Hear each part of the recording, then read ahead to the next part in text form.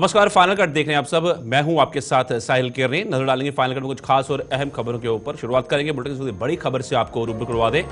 जम्मू कश्मीर के अखनूर में आतंकियों का हमला हुआ था, सेना पर फायरिंग, जवाबी कार्रवाई में एक आतंकी ढेर होने की खबरें सामने आई हैं।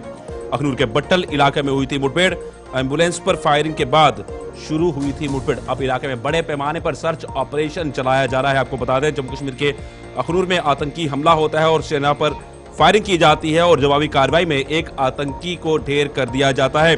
अखनूर के बट्टल इलाके में यह मुठभेड़ हुई थी। एम्बुलेंस पर फायरिंग के बाद वहां मुठभेड़ शुरू हो गई थी और रुक रुक कर फायरिंग का सिलसिला लगातार वहां पर जारी था।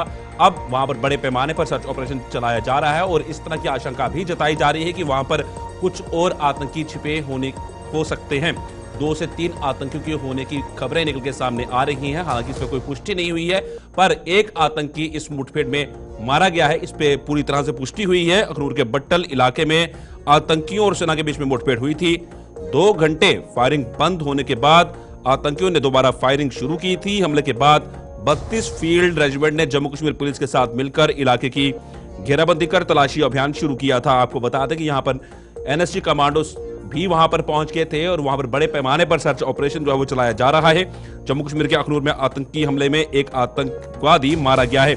सेना ने इसकी पुष्टि की है कि हथियारों के साथ एक आतंकवादी का शव बरामद कर लिया गया है। अन्य 2 आतंकियों के छिपे होने की आशंका सेना जता रही है और वहां पर अभी भी बड़े पैमाने पर सर्च ऑपरेशन चलाया जा रहा है। और अब देखना होगा किस तरह से गति मिलती है, क्योंकि रात का अंधेरा पड़ते ही एक चुनौती भी सुरक्षा बलों के लिए खड़ी हो जाती है, किस तरह से वहां सर्च ऑपरेशन चलाया जाए।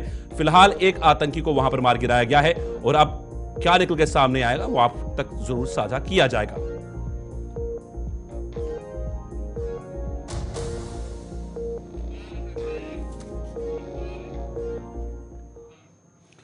सतर्कता जागरूकता सप्ताह 2024 के शुभारंभ पर मुख्यमंत्री उमर अब्दुल्ला ने आज सार्वजनिक सेवा में ईमानदारी और पारदर्शिता के लिए जम्मू और कश्मीर सरकार की प्रतिबद्धता को मजबूत करते हुए ईमानदारी की शपथ दिलाई। शपथ समारोह श्रीनगर में नागरिक सचिवालय की 3री मंजिल पर मीटिंग हॉल में सुबह 11 बजे हुआ, जिसमें सभी विभागीय अधिकारियों के साथ प्रशासनिक सचिवों ने भाग लिया। जम्मू में तैनात अधिकारी नागरिक सचिवालय जम्मू से वीडियो कॉन्फ्रेंस के जरिए शामिल हुए, जबकि संभागीय आयुक्त, उपायुक्त, विभागाध्यक्ष और सैकड़ों स्कूलों ने अपने जिला मुख्यालयों से भाग लिया, जिससे पूरे क्षेत्र में व्यापक भागीदारी सुनिश्चित हुई।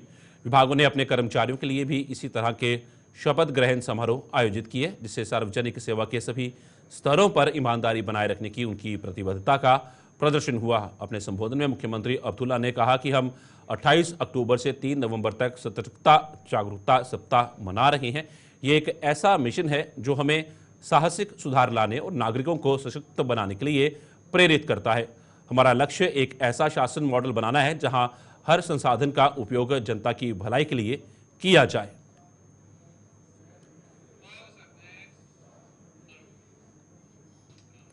कुलगाम के विधायक व सीपीएमआई के नेता मोहम्मद यूसुफ तारिगामी का जम्मू पहुंचने पर जम्मू एयरपोर्ट पर उनके समर्थकों द्वारा और पार्टी कार्यकर्ताओं द्वारा भव्य स्वागत किया गया। इस दौरान पार्टी कार्यकर्ताओं को संबोधित करते हुए तारिगामी ने कहा कि जम्मू और कश्मीर को अलग अलग तरीके से देखा नहीं जा सकता। विधानसभा चुनाव परिणाम को लेकर तारिगामी ने कहा कि ये लोगों का जनादेश है। इसके अलावा उन्होंने और क्या कुछ कहा, आइए देखिए। मैं तो जम्मू के आवाम को भी मुबारकबाद देता हूं। जो कश्मीर में हासिल हुआ वो उनका है और जो नहीं हुआ एक साथ मिलकर वो ढूंढेंगे आने वाले वक्त में। कश्मीर और जम्मू को अलग अलग करके सोचा नहीं जा सकता, देखा नहीं जा सकता। ये आज के मैंडेट का फैसला है, आज के लोगों की राय। मैं पहले से ही बहुत अरसे से इस बात का कायद रहा और यही वजह है कि ये सियासत कबूल की है। उस वक्त असम्बली मेंबरी का सवाल नहीं था या इवन पंचायत मेंबरी का सवाल नहीं था। जब हमने इस रास्ते को चुना और साथियों के साथ मिलकर, यहाँ इस जम्मू में बड़े लीडर पैदा हुए, कश्मीर में बहुत ऊंचे दर्जे के लीडर पैदा हुए, लेकिन जम्मू में कम, बहुत ऊंचे दर्जे के, बहुत अजीम इंसान धनवंतरी पैदा हुए हैं यहाँ, इनकलाब पसंद। आज किसानों की बात हम कर लेंगे तो महाशा नाहर सिंह जी को भूल नहीं सकते, राम प्यारा सराफ, कृष्णदेव सेठी। मेरा मानना है जहाँ कश्मीर में कई बड़े लीडरों ने जन्म लिया, जिसमें अब्दुल कबीर वानी शामिल हैं सफ़िया अव्वल के रहनुमाओं में। शेख साहब ने तो बुनियाद ही डाल दी उस तहरीक ने, जब ज़मीन जागीरदारों से, साहूकारों से, चकदारों से लेने का सवाल था। वो सिर्फ कश्मीर की लड़ाई नहीं थी, वो जम्मू में जो हमारे गाँवों में रहने वाले काश्तकार हैं उनकी भी लड़ाई। वो भी ज़मीन मांगते थे, वो भी जीना चाहते हैं, वो भी रोजी रोटी मांगते हैं।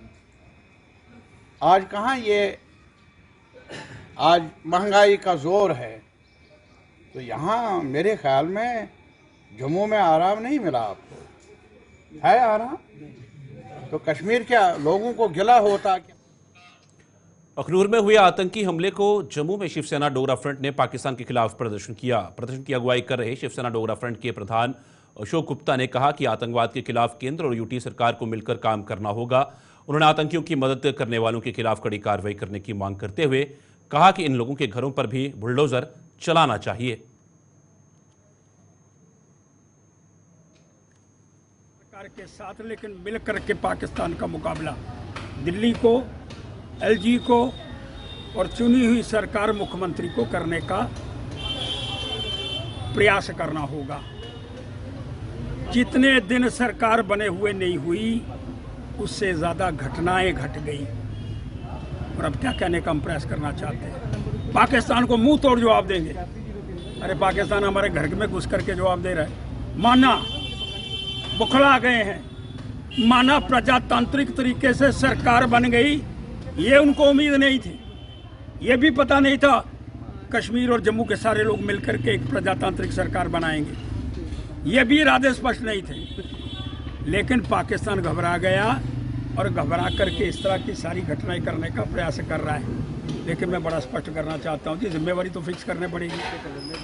ओवरग्राउंड वर्कर कौन है, कौन उनको रास्ता दिखाने वाले हैं, कौन मंजिल मकसूद तक पहुँचाने वाले हैं? क्यों योगी की तरह उनके घरों को ध्वस्त किया जाता जो देशद्रोहियों को पनाह देने की बातें करना चाहते हैं? Pakistan Pakistan Pakistan Pakistan.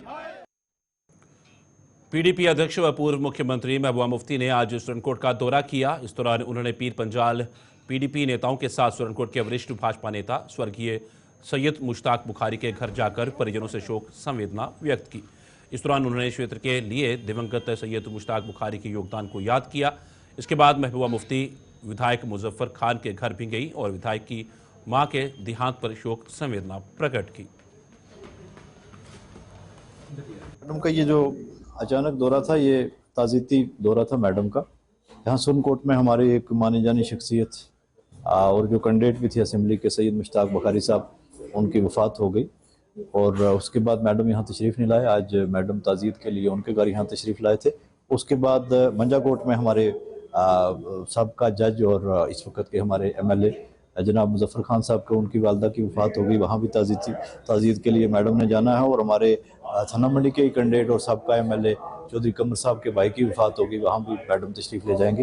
Night stay madam का जो है वो शादरा शरीफ होगा और सुबह वापस चली जाएंगी।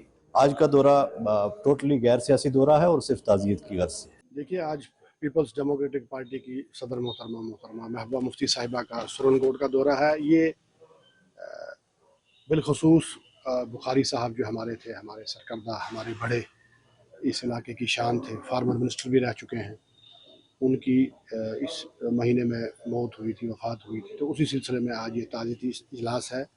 तो उनके दौलत खाना पर मैडम तशरीफ़ ले गई थी, तो वहाँ ताज़ियत उनके साथ पेश की है। इसके बाद राजौरी में हमारे जो नए जीते हुए एमएलए मुजफ्फर साहब जो रिटायर्ड जज हैं, उनके यहाँ ताज़ियत पे जाना है। फिर हमारे जो कैंडिडेट थे थाना मंडी कॉन्स्टिट्यूंसी से कमर चौधरी साहब, उनके वहाँ भी ताज़ियत के लिए जाना। तो मुझे लगता है कि ये एक्सक्लूसिवली सिर्फ ताज़ियती इजलास के लिए मैडम तशरीफ़ लाई हैं, तो रात को शादा शरीफ। दर्शकों का स्वागत है। बढ़ते हैं अगली खबर की ओर।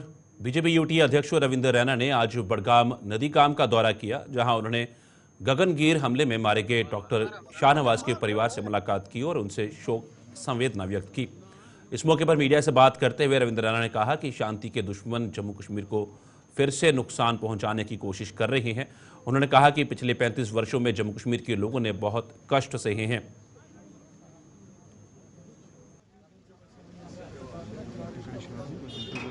कुछ लोग हैं जो नहीं चाहते कि कश्मीर में अमन शांति और खुशहाली हो।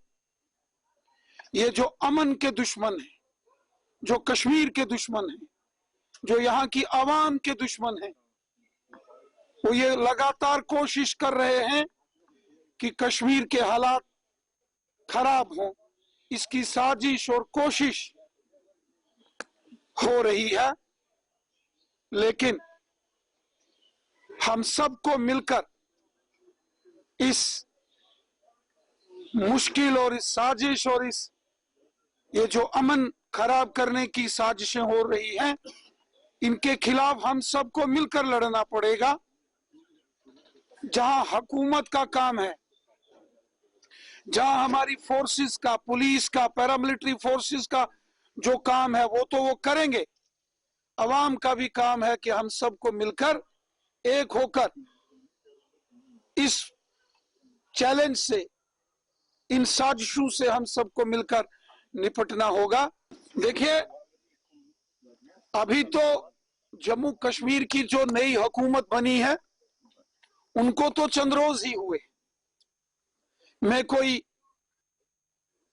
जम्मू कश्मीर की नई जो सरकार बनी है उस पर कोई इल्जाम तराशी या उस पर कोई तनकीद या बयानबाजी करना ठीक नहीं है।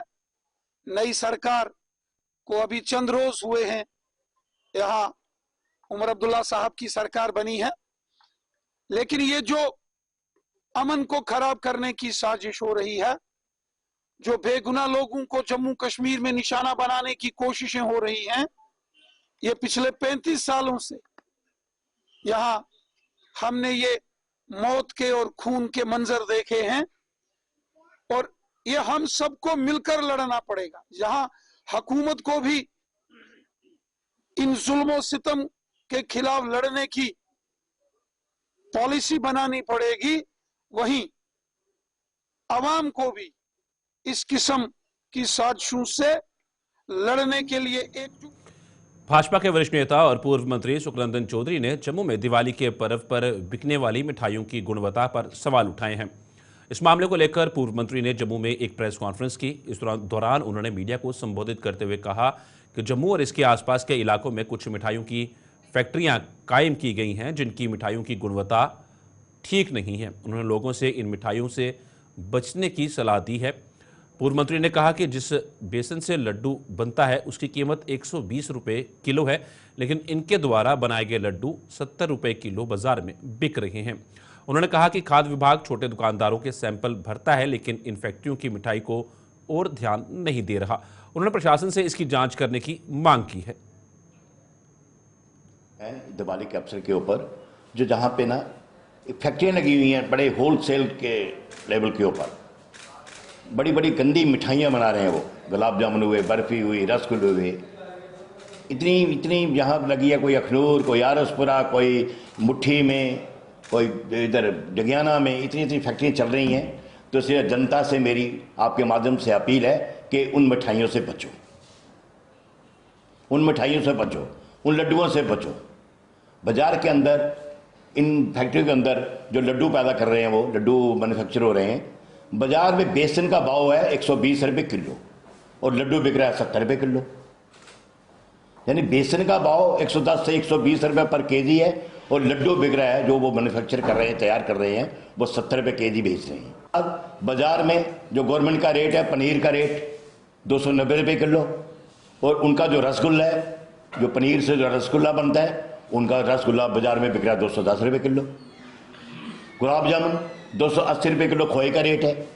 उसके अंदर पनीर भी थोड़ा सा पड़ता है, साथ में जब गुलाब जामुन बनाना हो सूजी भी पड़ती है, थोड़ा सा मैदा भी पड़ता है, लेकिन ज़्यादा क्वांटिटी रहती है उसमें पनीर और उसकी खोए की। और खोए का 280 रुपये किलो रेट और 290 रुपये किलो पनीर का रेट, और वो भी 220 रुपये 210 रुपये केजी में बिक रहा है। कैसे पैदा कर रहे हैं, क्या उसके अंदर डाल रहे हैं, क्या खिला रहे हैं लोगों के अंदर, कैसे कितनी मिलावट कर रहे हैं, कौन सा तेल उसके अंदर इस्तेमाल कर रहे हैं, कौन सी उसके अंदर चीनी डाल रहे हैं, कौन सा मीठा डाल रहे हैं उसके अंदर। इसी का कारण है कि आज अस्पतालों में जाके देखो लाइनें लगी हैं लोगों की। और मेरी आपके माध्यम से इसको इलेक्टेड हमारी जो गवर्नमेंट अभी आई है, इनको और हमारी एडमिनिस्ट्रेशन, मैं इनको बताना चाहता हूं कि जल्दी से जल्दी इस तरफ ध्यान दिया जाए, क्योंकि जो भी इन्फोर्समेंट विंग है खाद्य विभाग का, छोटे छोटे दुकानदारों को जाकर सैंपल भर रहे हैं वो। इन जो बड़े बड़े लार्ज स्केल के ऊपर जो पैदा करने वाले हैं, जैसे लवली वाले हैं, उनकी मिठाई लार्ज स्केल के ऊपर आ रही है, और कहाँ से आ रही है वो, लखनपुर से सीधा निकल के आ रही है। उसका सैंपल क्यों नहीं भरा जाता?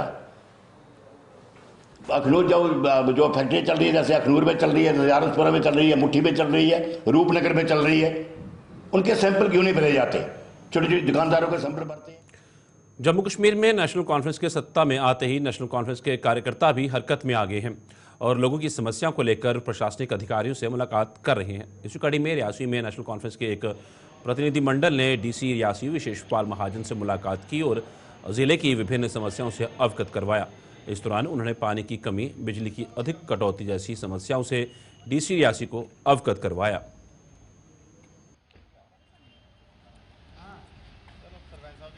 देखिए राहुल जी, आज नेशनल कॉन्फ्रेंस का जो है एक डेलीगेशन जो है डिप्टी कमिश्नर रियासी को मिला है, और डेलीगेशन के हर आदमी ने वहाँ पर अपने अपने इलाके की डेवलपमेंट की जो उनकी ज़रूरतें थी उनको उजागर किया है, और उन्होंने बड़े अच्छे तरीके से डीसी साहब ने हमारी बात सुनी है, और जो भी मसले मसाइल जो थे हमारे, हम उन्हें हल करने की उन्होंने बात की और हमें उन्होंने यकीन दिलाया है। देखिए, मसले तो मसले ही थे हमारे। पिछले 10 सालों में हमें मसलों के बगैर तो कुछ मिला नहीं है। अब जब यहाँ लोगों की चुनी हुई सरकार जब आई है, डेमोक्रेसी जहाँ पर बहाल हुई है, तो अब यहाँ पर जो मसले हमने उनको बताए हैं, जैसे ये हमारा रियासी का डाक बंगला है, हमारा रियासी का जो गेस्ट हाउस है, ये पब्लिक प्रॉपर्टी है। वहाँ पे ऑफिस बने हुए हैं, कुछ अफसर लोग वहाँ पर रहते हैं। हम ये कहते हैं कि डाक बंगला जो है वो खाली किया जाए, क्योंकि ये 70 साल पर पहले जो डाक बंगला बना था, तो उस डाक बंगला में छोटे मोटे फंक्शन होते थे, पब्लिक वहाँ पे आकर रुकती थी। रात को कोई मेहमान कोई बाहर से आता था, उनको कमरा वहाँ पर मिलता था, वो सारा बंद करके रखा हुआ है। और आप देखिए कि आप पूरे जम्मू कश्मीर में किसी भी शहर में आप चले जाइए, वहाँ PWD के, टूरिज़्म के और कई डिपार्टमेंट जो ऐसे हैं, उनके गेस्ट हाउस मिलेंगे, डाक बंगले मिलेंगे, वहाँ पर हट्स मिलेंगे। लेकिन हमारी रियासी में जो था भी, जो पिछली गवर्नमेंट ने बनाया हुआ था, वो इन्होंने आकर वो ख़त्म कर दिया था। अब हमने डीसी साहब जी कहा कि फौरी तौर पर जो है ये हमारा डाक बंगला जो वो खाली करवा लिया जाए, ताकि वहाँ पर लोग उसका इस्तेमाल करें, लोग उसका फ़ायदा उठा सकें। गुलिस्तान न्यूज़ चैनल की एक और खबर का असर हुआ है। चैनल द्वारा डोडा म्यूनसिपल काउंसिल के सफाई कर्मियों के पास सफाई का सामान और वर्दी ना होने की खबर को प्रमुखता से प्रसारित किया था, जिसके बाद म्यूनसिपल काउंसिल डोडा के अधिकारी हरकत में आए और सफाई कर्मियों को सामान उपलब्ध करवाया। अखिल भारतीय सफाई कर्मचारी संघ ने डोडा इसके लिए गुलिस्तान न्यूज़ चैनल का आभार जताया है।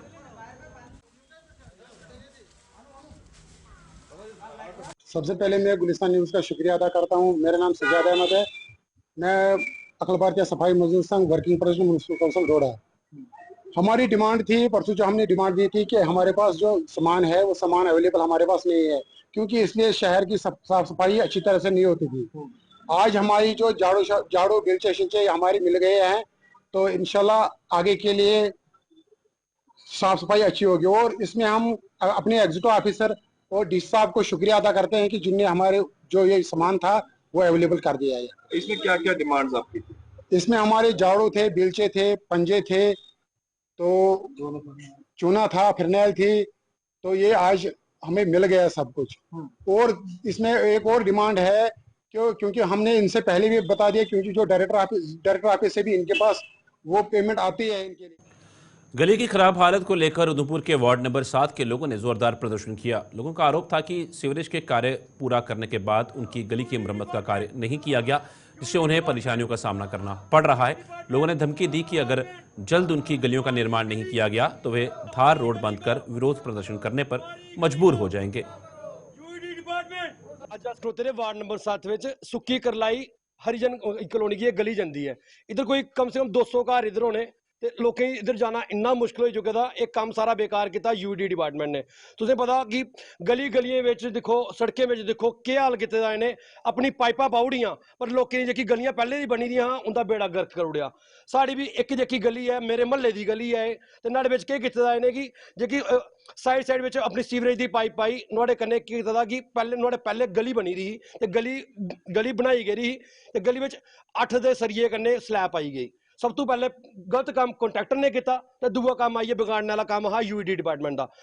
ਅਸ ਗੁਹਾਰ ਲਾਂਦੇ ਆ ਐਡਮਿਨਿਸਟ੍ਰੇਸ਼ਨ ਕੋਲ ਕਿ ਚਾਹੇ ਯੂਡੀ ਡਿਪਾਰਟਮੈਂਟ ਕੰਮ ਕਰੇ, ਚਾਹੇ ਉਹ ਠੇਕੇਦਾਰ ਕੰਮ ਕਰੇ, ਚਾਹੇ ਉਹ ਜਿਹੜਾ ਕੰਟਰੈਕਟਰ ਜਿਹਨੇ ਇਸ ਦਿੱਤਾ ਕੰਟਰੈਕਟ जो भी यहाँ कॉन्ट्रैक्ट जल्द से जल्द ये काम करे। अगर ये काम नहीं किया गया तो ऐसे तार रोड पर सारे लोग इकट्ठे होइए तार रोड ब्लॉक करूँगा। बनाई है, पूरी गली तोड़ दी है। पहले ये गली हमने पब्लिक की सहयोग से बनाई थी ये, मगर जो ये सीवरेज वालों ने इधर इनको पाइपें डाली, इतना घटिया मटीरियल डाला है कि ये गली 1 महीने के अंदर उखड़ गई और जगह जगह से टूट गई। टूटा हुआ है पूरा, ये सब हमने दिखाया इनको कि कितना घटिया मटीरियल डाला है और इसमें कितना सरिया डाला है। और जहाँ पर कम से कम 500 घर हैं तो ये सबका मेन रास्ता यही है। और कोई गुलिस्तान पर खबरों का सिलसिला यूं चलता रहेगा। फिलहाल आज के फाइनल कट में इतना ही। दीजिए इजाजत, नमस्कार।